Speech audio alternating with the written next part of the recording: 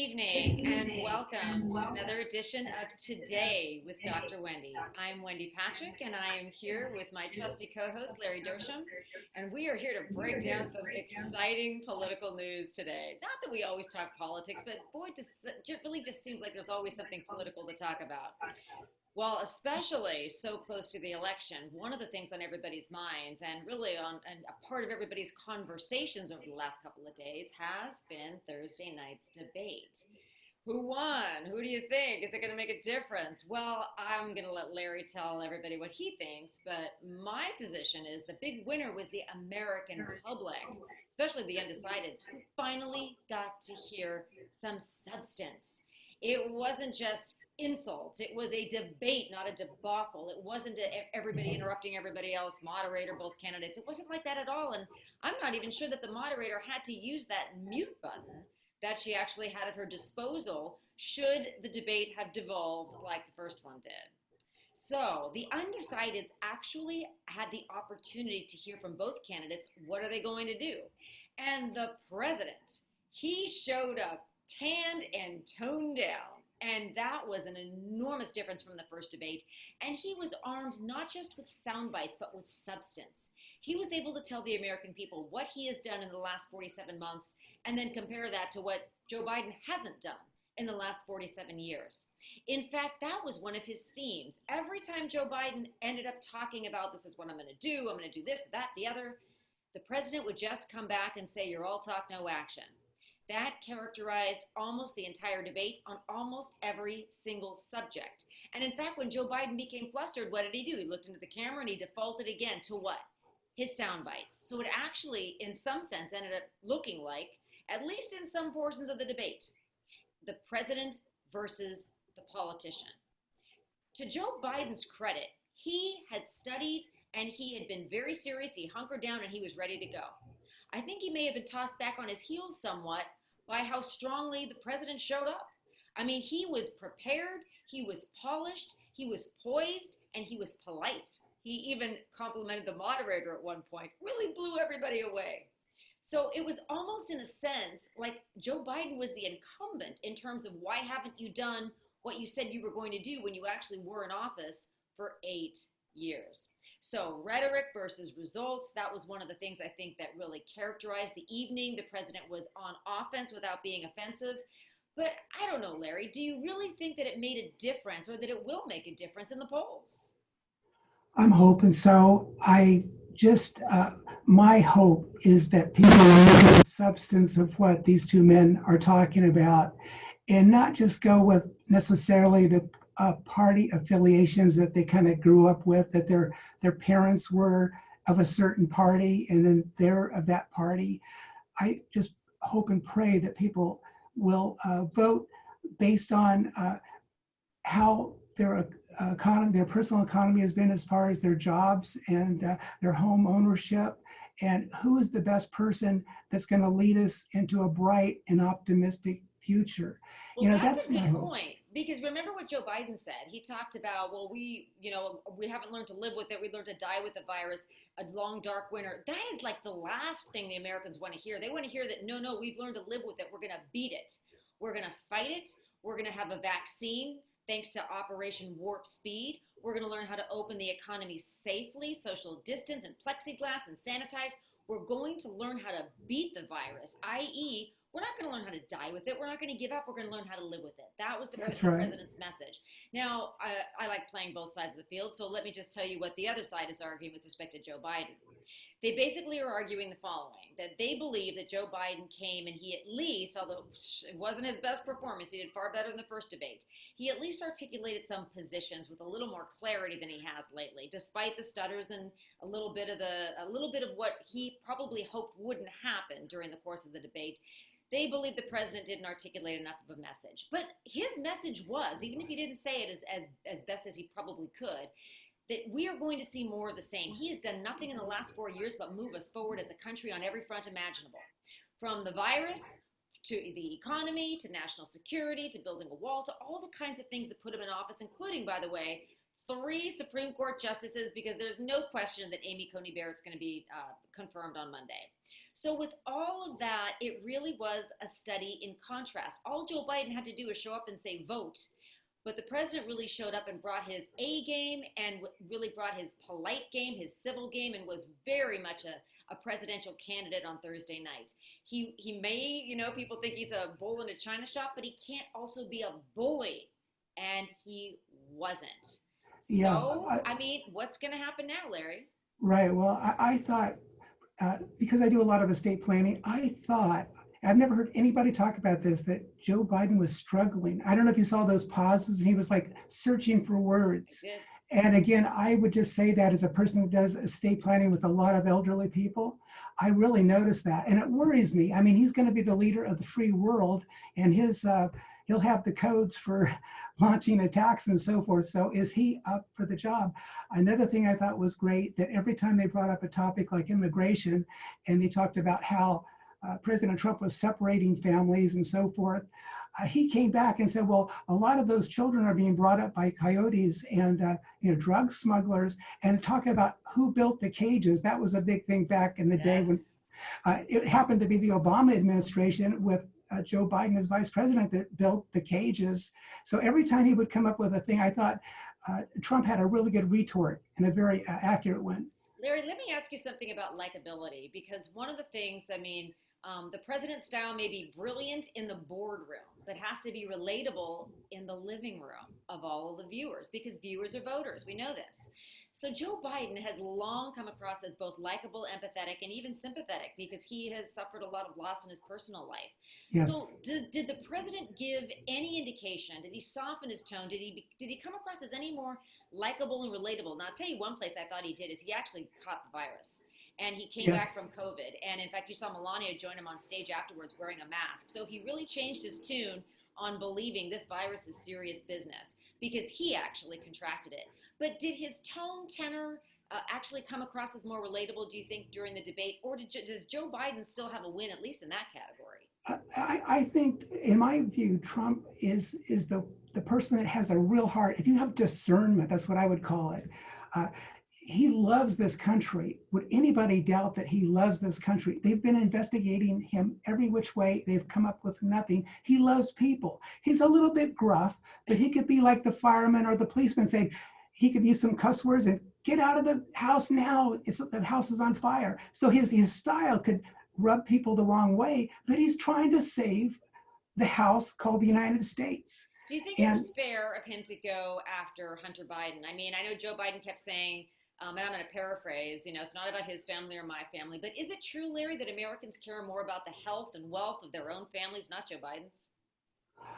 Well, I think that if you talk about Hunter Biden, I think it's going to come out, and it's really strong evidence that the big guy mentioned in all those emails that from Hunter Biden's laptop are referring to Joe himself. And it looks like he's been involved in a number of deals. And I'll tell you, there's one right off the top where he got that prosecutor in Ukraine fired. And he said, if you want $1 billion, you're going to fire this prosecutor who happened to be looking into the company that Hunter Biden was involved with.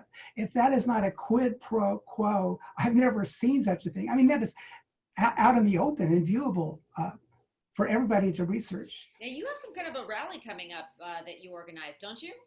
Yeah. We're having, not this Sunday, but the next Sunday, November 1st, we're going to have, it's called a non-essential peaceful protest. And it's going to be down at Waterfront Park. It's right there between the county administration building at 1600 Pacific Highway and the Bay. And we're going to have a number of great speakers. And we've already got it cleared with the county. It's okay to be there. Again, we'll have a number of great speakers. We're going to be singing some songs, doing a little bit of prayer, and I'm going to be emceeing the event. And if you can make it, it'll be at 12 noon to 1:30. So it's not going to last the whole long time. But if you can be there, please be there. We're going to hopefully have the news media there and as many people as possible. But that's real important.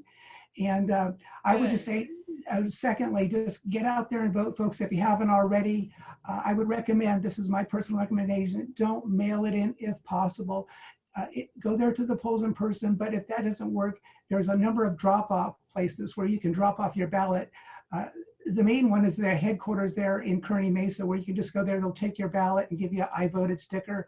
But this is such an important voting time. Please don't sit this one out, folks. Please. No, I think that's a really good message. And one of the other things that came out of the debate is this statistic that I guess a third of America has already voted, which I think is unfortunate if it's true, because they didn't have an opportunity to actually see a substantive debate. I mean, I thought both candidates brought both flash and substance. It's debating is so hard. The stakes were so high. It is so hard to really get down on either candidate, given the fact that it has to be one of the most unnerving times in your life to be up on that debate stage when we already know the vote's going to be so close.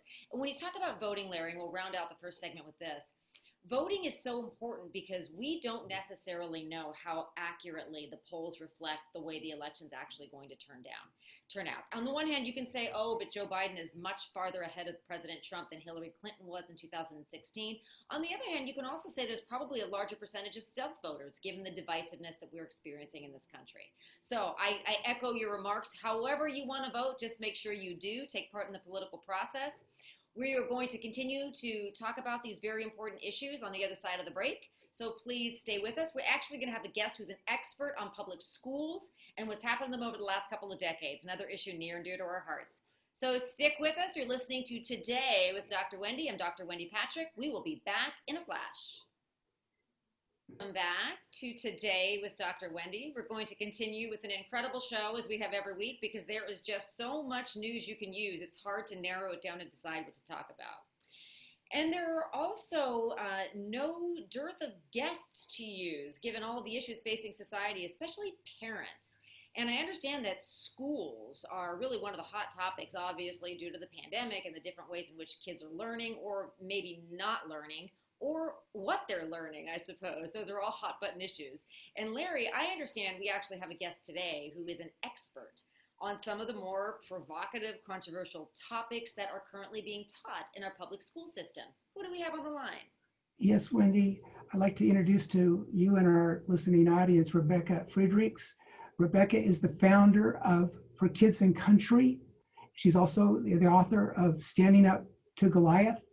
And she's a 28-year public school teacher who led the fight against the divisive tactics, politics, and corruption of teachers' unions. And she was the lead plaintiff in the case that went all the way up to the U.S. Supreme Court called Friedrichs versus CTA. I believe that's for California Teachers Association. Her Supreme Court case paved the way for a precedent-setting ruling which freed all public sector employees from forced unionism. And she's also the founder of the Adopt a Teacher Project, what I want to find a little bit more about in this interview. Welcome to the program, Rebecca. It's great to be here. Thanks for having me. Okay, Rebecca, so you took a very controversial topic all the way up to the Supreme Court. I know very few people who have done that. That had to have been an incredible feat. Tell me what that was like, arguing a case so controversial, issues so important in front of the U.S. Supreme Court. Yeah, well, it was pretty exciting. It was very much an honor. I have to tell you, the 10 teachers in California all love the students, hardworking, and all we wanted, we were just arguing teachers should be free to decide for ourselves, year or school regimen, whether or not to fund unions who are using our money to push a very far left political agenda and actually wanting our students. So when we were bringing the case, the thing I guess that was difficult was the most common question I received, thousands of people asking the same question, and that was, are you afraid for your life? And the second most common was, I'm afraid for your job. But this is just how brutal these unions are, and how it's exposing those who are trapped in the government union, that people are afraid to speak out. So that's probably the most exciting part.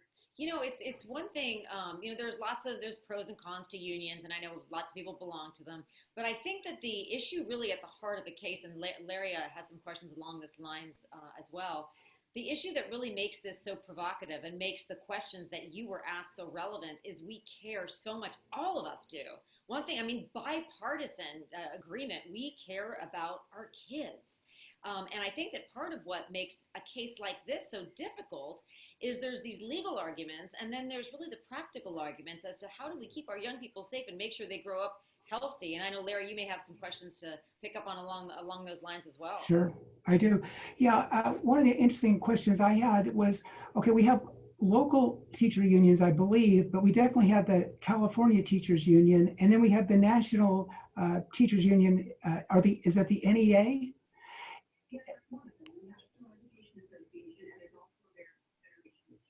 Okay, and I understand it's the national associations as well as the state associations that are really pushing more of an agenda on the teachers. It's not necessarily the local unions per se. Is that true? Yeah, very well said.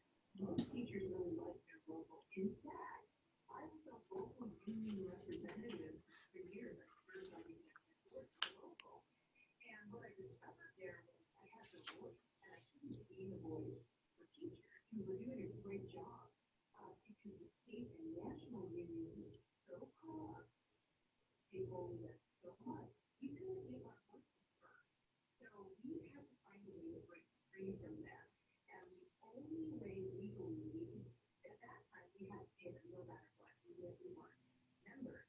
But the only way we could find to break free was to overturn the Supreme Court precedent, which requires all government employees to pay the union, local, state, and national level. So the struggle is even now, even though I'll win, even though you don't have to pay them anymore, now, if you're unionized, you have to be inside the local, state, and national. You can't separate them. Most people would want to stay in their local, in the state, national. You can't do that. Why? The unions offer laws to make it local. So our goal now is to help people be aware that when they get a union, most of their money is going up to the state, national, and very tiny fraction staying local. So it's important for people to realize it's time to break free from the union. I'm That's wondering good. how much of that inspired the title of your book. And maybe you can tell us a little bit about the book, what inspired it, and what it's about. Well, my book is called Standing Up to Goliath, subtitled Battling the State and National Teachers Union for the Heart and Soul of this country. And the reason I wrote it and the reason we brought the case is because these unions, the government unions, not just some people in a private company who have a union, the government unions are the root cause and funding and the pull and the organizing of every harmful divisive issue that's going on in our country right now. And they are using the money of unsuspecting employees, teachers included, to fund this very radical agenda that is actually undermining our American republic. The teachers unions in particular are filled with the Marxist leaders Yes. who are working together with very vast organizations using the money of unsuspecting employees to push an agenda most of us are against. They're very frightened. So the only thing we can do was to bring lawsuits to find some way to give people freedom. So at least now, no government employee in the country has to pay the union. Even if you're trapped inside a union, you no longer have to pay. That's great. So the teachers, so get this message out to all the teachers that may be listening. They don't have to belong to a teachers union and they'll still be able to keep their contract and they won't be fired. Is that correct? Or did I say? That is 100% correct. And they also need to understand the way unions terrify teachers and government employees is they say, you need us. You need us for liability insurance protection. Well, the truth is, unions are charging teachers $1,000, $1,200 a year for quote unquote protection. They're not saying that all that we need and the liability insurance they have only kicks in if they get sued. So if your boss starts to harass you or you're falsely accused and you're under investigation or whatever, the union's not going to do anything for you. Nothing. Only to get sued. So you can actually go to our website, participants.org, click on Teacher Freedom and Protection. You can learn exactly how to opt out. We teach you how. We lead you to organizations that can help you communicate how to stay liability insurance. You can buy liability insurance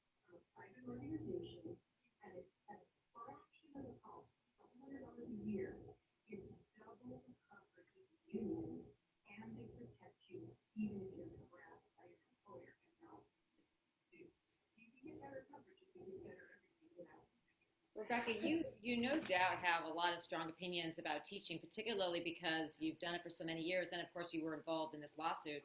But one of the things, I mean, I think all our listeners would probably want to know is what would your opinion be, given all the experience you have on so many different levels, on the fact that so many schools have gone virtual this semester? Is that really as big of a detriment to the kids, both their psychological, emotional well-being, I would even say maybe their physical well-being, as people think? Yeah, this is a complex question, and I have several different thoughts on it. Number one, if the children are in public school, virtual learning has been an absolute disaster, and in many cases it's dangerous, because if your child has the union active teacher, the unions are the ones pushing the radical that agenda that's out there, and they're pushing it via virtual learning. It's unbelievable. I can send you some information if you like to share with your listeners. The next thing is when the school actually closed down and the children, in a lot of ways, I was glad because children are safe in our public school and we are the teachers. However, children should be educated. The teachers should be allowed to teach. So public school being cleaned up, and I'm hoping that this situation that's now